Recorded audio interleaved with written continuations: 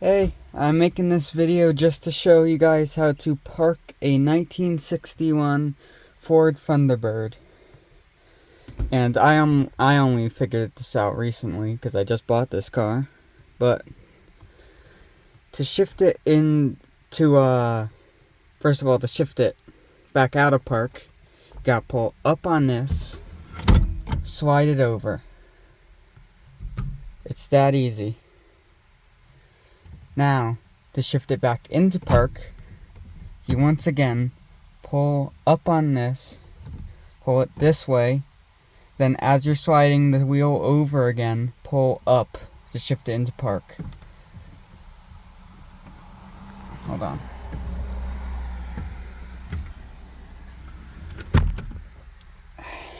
See? It's that easy.